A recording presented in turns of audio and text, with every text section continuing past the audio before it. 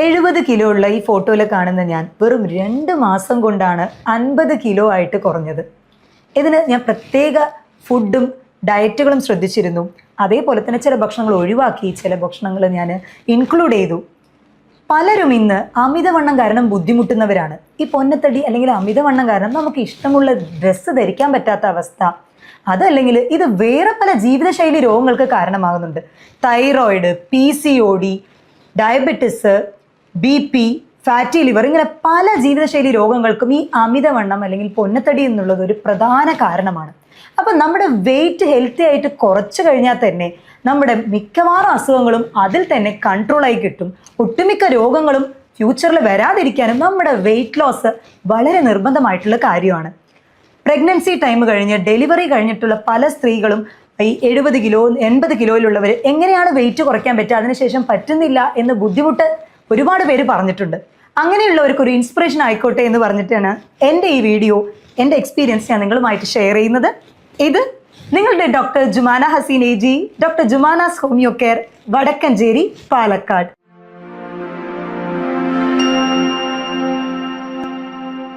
അമിതവണ്ണം, ഒബിസിറ്റി ഇന്നത്തെ ഒരു ജീവിതശൈലിയിൽ വന്ന മാറ്റങ്ങൾ കാരണം ഒട്ടുമിക്ക ആളുകളും സെഡൻഡറി ലൈഫാണ്, നമ്മൾ ഇരുന്നുകൊണ്ട് തന്നെ ജോബ് ചെയ്യുന്നവരാണ്.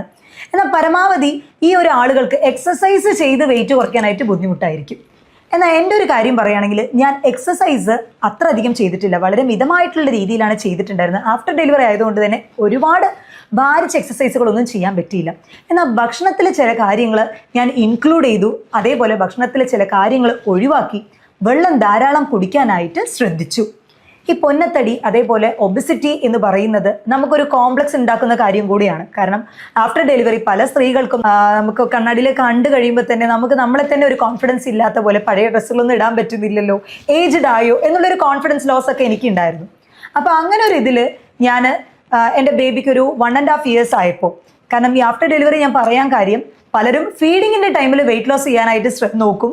അത് അങ്ങനെ ചെയ്യരുത്, കാരണം അത് ബേബിയുടെ ആ ഒരു ഫീഡിങ്ങിനൊക്കെ തന്നെ എഫക്റ്റ് ചെയ്യും. അപ്പോൾ കുട്ടിക്ക് ആ നേരത്തുള്ള ഇമ്മ്യൂണിറ്റി എന്നുള്ളത് വളരെ ഇമ്പോർട്ടൻ്റ് ആണ്. അപ്പോൾ നിങ്ങൾക്ക് ആ ഒരു മുലപ്പാൽ കൊടുക്കുന്ന ടൈമിൽ ഒരിക്കലും നിങ്ങളത് ചെയ്യരുത്.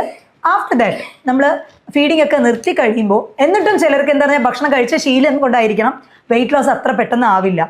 പിന്നെ നമ്മളത് ഫ്രീക്വൻ്റ് ആയിട്ട് ഭക്ഷണം കൂടുതൽ കഴിക്കാൻ തന്നെ തുടങ്ങും.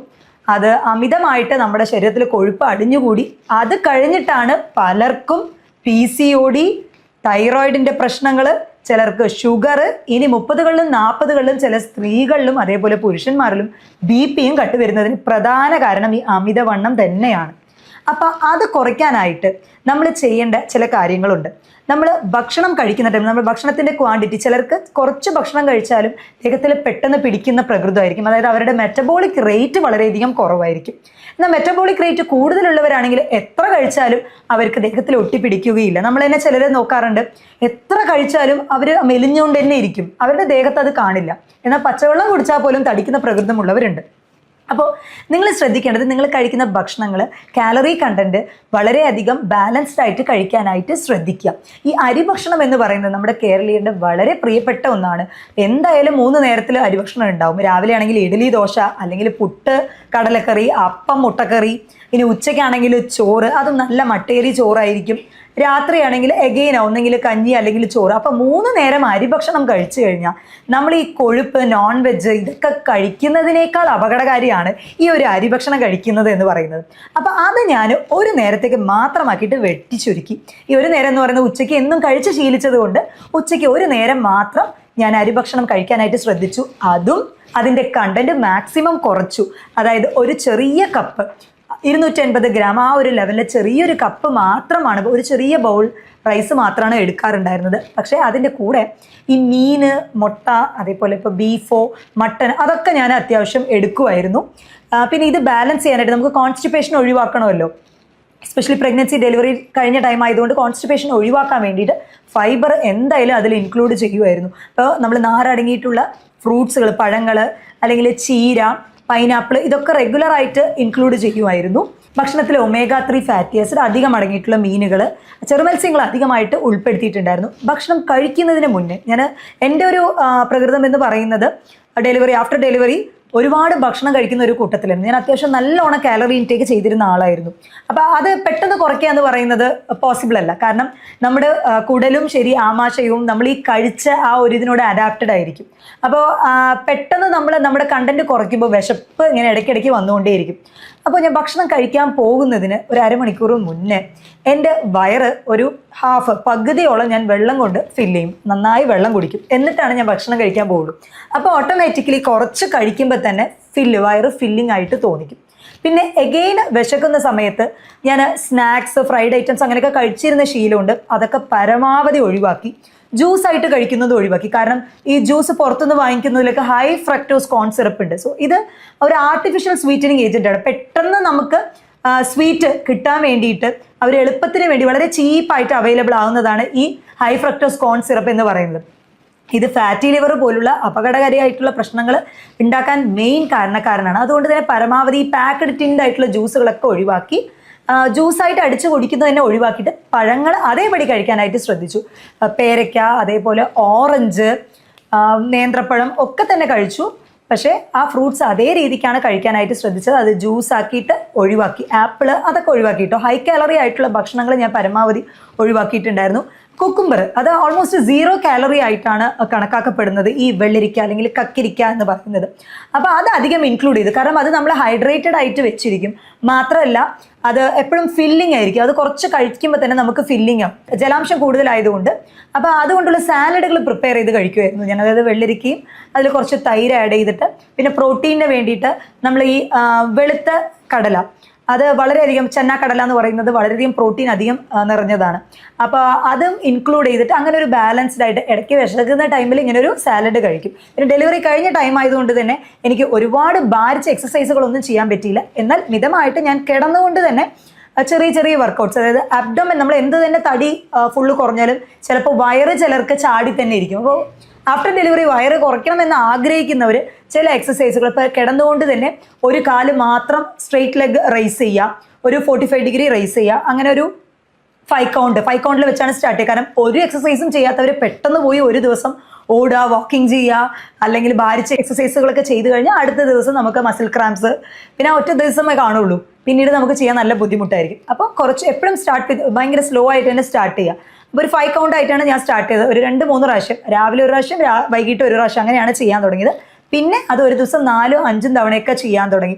അതായത് ഈ സ്ട്രെയിറ്റ് ലെഗ് റൈസ് ചെയ്തിട്ടുള്ള ആ ഒരു എക്സസൈസ് റെഗുലറായിട്ട് ചെയ്യാൻ തുടങ്ങി. അതേപോലെ തന്നെ കാല് കിടന്നുകൊണ്ട് മുട്ടിനോട് അടുപ്പിച്ച്, വയറ് മുട്ടിനോട് അടുപ്പിച്ചിട്ട് കാല് മടക്കിക്കൊണ്ട്, ഇതൊക്കെ ആപ്സിനുള്ള എക്സസൈസ് ആയിട്ട് ഞാൻ ട്രൈ ചെയ്തതായിരുന്നു. അത് നല്ല റിസൾട്ടും കിട്ടി. കാരണം അബ്ഡമിനൽ ഫാറ്റ് കുറയ്ക്കാനായിട്ട് അത് വളരെയധികം സഹായിച്ചു.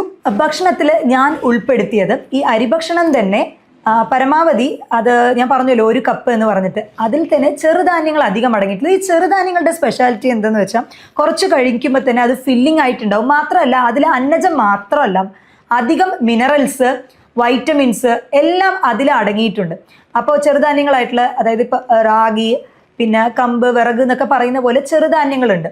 അപ്പോൾ ഇത് മില്ലറ്റ്സ് വളരെയധികം ഇഫക്റ്റീവാണ്. വെയിറ്റ് ലോസ് ചെയ്യാൻ ആഗ്രഹിക്കുന്നവർ മില്ലറ്റ്സിൻ്റെ കഞ്ഞി, മില്ലറ്റ് റൈസ്, നമ്മൾ റെഡ് റൈസ് അവൈലബിൾ ആണ്, ബ്ലാക്ക് റൈസ്, കറുപ്പ് കവനി എന്നൊക്കെ പറയുന്ന പോലെ ബ്ലാക്ക് റൈസ് അവൈലബിൾ ആണ്. ഇതൊക്കെ തന്നെ റെഗുലർ ആയിട്ട് എടുത്തിരുന്നു. പിന്നെ മുട്ട ഹൈലി പ്രോട്ടീനേഷ്യസ് ആണ്. വെയിറ്റ് ലോസ് ചെയ്യാൻ ആഗ്രഹിക്കുന്നവർ, വെയിറ്റ് ഗെയിൻ ചെയ്യാൻ ആഗ്രഹിക്കുന്നവർ രണ്ടുപേരും മുട്ട എന്നുള്ളത് ഒഴിവാക്കാൻ പറ്റാത്ത ഒന്നാണ്. ഇപ്പോൾ വെയിറ്റ് ലോസിന് നമുക്ക് മുട്ട ഒഴിച്ചുവിടാൻ പറ്റാത്ത ഒന്നാണ്. അപ്പോൾ ദിവസവും ഞാൻ ഒരു മുട്ട റെഗുലറായിട്ട് തന്നെ എടുത്തിരുന്നു. പിന്നെ ഞാൻ നേരത്തെ പറഞ്ഞ പോലെ ഹൈഡ്രേറ്റഡ് ആയിട്ട് വെച്ചിരിക്കുക. കാരണം നമ്മൾ പെട്ടെന്ന് ഭക്ഷണം കുറയ്ക്കുന്നത് കൊണ്ട് തന്നെ നമ്മുടെ എനർജി ലോ ആവാൻ സാധ്യതയുണ്ട്, നമ്മൾ വീക്കായിട്ട് ഫീൽ ചെയ്യാൻ സാധ്യതയുണ്ട്. അപ്പോൾ ഞാൻ എപ്പോഴും പരമാവധി ഇടയ്ക്കിടയ്ക്ക് വെള്ളം കുടിച്ച് അത് ഞാൻ ഹൈഡ്രേറ്റഡ് ആയിട്ട് ജലാംശം എപ്പോഴും നിലനിർത്തത്തക്ക രീതിയിലാണ് വെച്ചിരുന്നത്. വെറും 2 മാസം കൊണ്ട് ആണ് ഞാൻ ഈ ഒരു 20 കിലോ കുറച്ച് കൊണ്ടുവന്നത്.